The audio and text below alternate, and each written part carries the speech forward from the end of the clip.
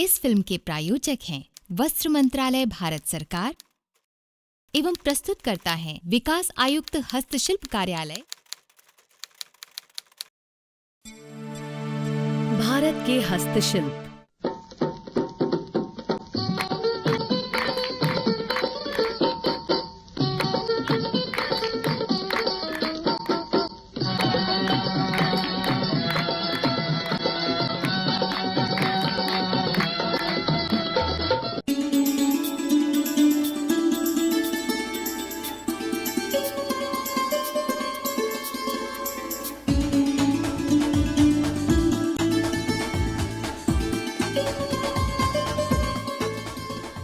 हाथ की कढ़ाई।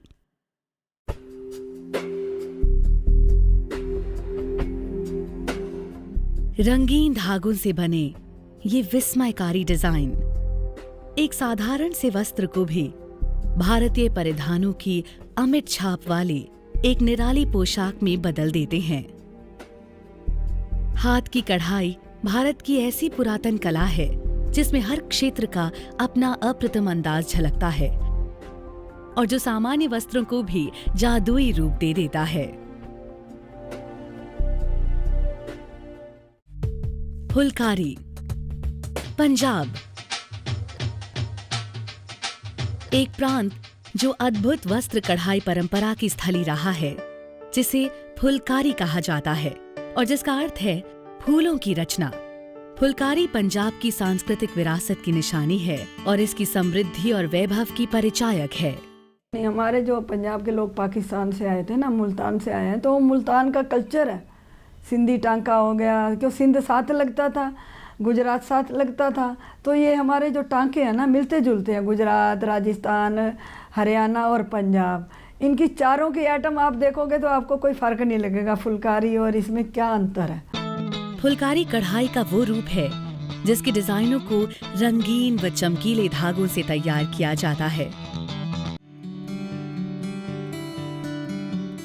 आमतौर पर इसे गहरे रंग के सूती या खादी कपड़े पर रचा जाता है और कपड़े की उल्टी तरफ से विभिन्न रंगों द्वारा फूल पत्तों के डिजाइनों से पूर्णतया ढक दिया जाता है। यही फुलकारी की पारंपरिक कढ़ाई है। जो हमारा फुलकारी का जो कढ़ाई है वो हमारे पंजाबी विरसे से बहुत संबंध रखती है और बहुत इसमें 52 तरह के बाग होते हैं। कई बाग जो हैं वो लड़कियों को दहेज में दिए जाते थे। फुलकारी की शुरुआत 19वीं शताब्दी में हुई, जब महिलाओं द्वारा फूल पत्तों वाली ओढ़नियों और दुपट्टों का इस्तेमाल किया जाने लगा। ये वस्त्र सिल्क के रेशों से कारीगर अपने हाथों से बुनते और रंगते थे।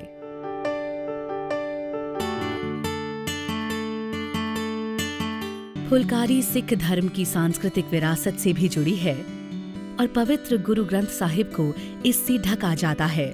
फुलकारी वैसे तो ਮੈਨੂੰ ਵੈਸੇ ਕੱਢਣ ਲਈ ਬਹੁਤ ਵਧੀਆ ਲੱਗਦੀ ਹੈ।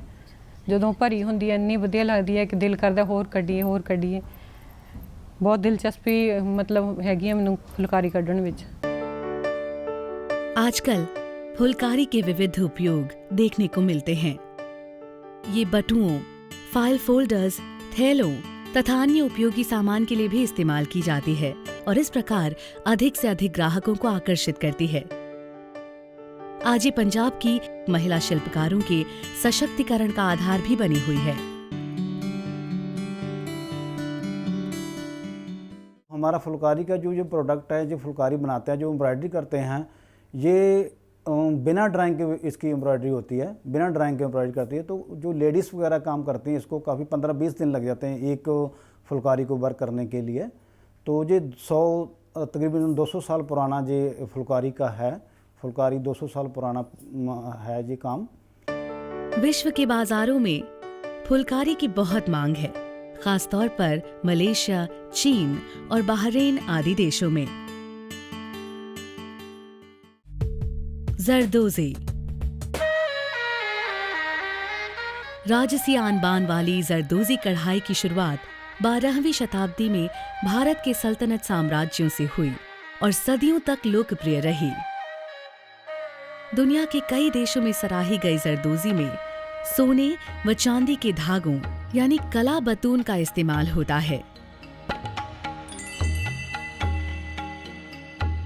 इससे सजी डिजाइनदार पोशाकें शादियों व अन्य उत्सवों का अभिन्न अंग मानी जाती हैं। मुगल कालीन कला परंपरा को बयान करने वाला जरी शिल्प जब सिल्क के वस्त्रों पर सितारों, कौड़ियों, रत्नों और बिल्लौरों के साथ झलकता है तो पोशाकें और भी वैभवपूर्ण और विशिष्ट प्रतीत होती हैं। अभी कुछ समय से भारतीय फैशन उद्योग ने भी विभिन्न परिधानों में जरदोजी को रचा और इस प्रतिष्ठित शिल्प की ओर अंतर्राष्ट्रीय समुदाय का ध्यान आकर्षित किया। जरदोजी में लगने वाले महंगे कच्चे माल और गहन श्रम के कारण इसे विशिष्ट वर्ग के उपयुक्त ही माना जाता रहा है। एक छोटी सी जरदोजी रचना में ही 10 से 15 दिन का समय लग जाता है, इसलिए ये बहुत कीमती होती है। हालांकि बदलते समय के साथ कला बतून में अब सोने व चांदी के धागों की जगह पीतल व तांबे के धागे इस्तेमाल होने लगे हैं। पिछले कुछ समय से हैदराबाद जरदोजी कारीगरी के प्रमुख केंद्र के रूप में उभरा है। हालांकि आगरा, लखनऊ, बरेली और रामपुर के शिल्पकार भी कशीदाकारी की इस श्रेष्ठ कला के पुनः प्रचलन में लगे हुए हैं। इस कला को तो हम बाहर दिखाना चाहते हैं और अपनी कला को हम बाहर निकालना चाहते हैं, इनको दिखाना चाहते हैं कि ये भी हमारी एक कला है घर हाथ की बनी हुई, कि ये देखो हमने कितनी अच्छी और कितनी प्यारी बनाई है कला। इस बारे में आप सोचिए और देखिए। कच्छी हाथ की कढ़ाई। गुजरात के कच्छ क्षेत्र के रेगिस्तान, जिनके प्राकृतिक सौंदर्य में रंग बिरंगे डिजाइनों और दमकते शीशों में सजे घाघरा चोले, रंगीन और विस्मयकारी हाथ की कढ़ाई वाली सजीली पोशाकों का सौंदर्य भी झलकता है। यहाँ के उत्सवों और विवाह समारोहों की पारंपरिक और अनिवार्य पोशाक हैं। काले साटिन पर खूबसूरती से उकेरी गई काठियावाड़ी हाथ की कढ़ाई के डिजाइनों में प्रेम और प्रकृति के कई रूप देखने को मिलते हैं, जिन्हें अब आधुनिक फैशन डिजाइनर भी अपनाने लगे हैं। द्वार सज्जा के लिए काम में आने वाली रंग बिरंगी और आकर्षक तोरण को घर की समृद्धि और सौभाग्य का सूचक माना जाता है। कच्ची कढ़ाई से बने अन्य मनमोहक उत्पादों में उपयोगी वस्तुओं और घर के सजावटी सामान से लेकर फैशन सामग्री तक शामिल हैं, जिसने आज दुनिया भर के हस्तशिल्प में अपना गौरवशाली स्थान बना लिया है। कच्छ और काठियावाड़ के लोगों और गुजरात के शिल्पकारों के लिए हाथ की कढ़ाई जीविकोपार्जन का एक उत्तम साधन ही नहीं, बल्कि वहाँ की ग्रामीण महिलाओं के लिए तो ये खास तौर पर सांस्कृतिक लोकाचार और लोक शैली का अनिवार्य अंग भी है। Bed covers, wall hangings, cushions cover हैंगे गुजरात का है, राजकोट से है।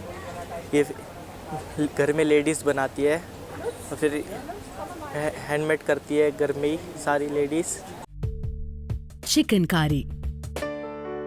उत्तर प्रदेश राज्य की राजधानी लखनऊ नगरी नवाबी संस्कृति की अपनी परंपराओं के लिए दुनिया भर में जानी जाती है। शायरी और संगीत के अलावा इनमें शामिल है सजीला हस्तशिल्प। इनमें से सबसे अनोखी हाथ की कढ़ाई का शिल्प है चिकनकारी।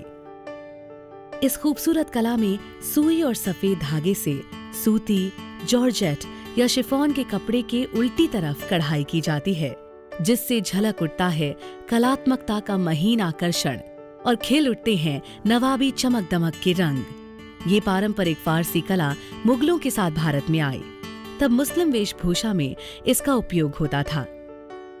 अपने मनोहर और काव्यात्मक आकर्षण के कारण आज चिकनकारी से सजे वस्त्रों की देश विदेश के बाजारों में बहुत मांग है।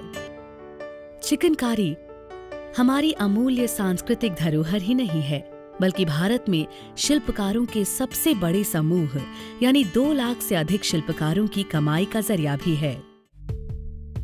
कशीदाकारी।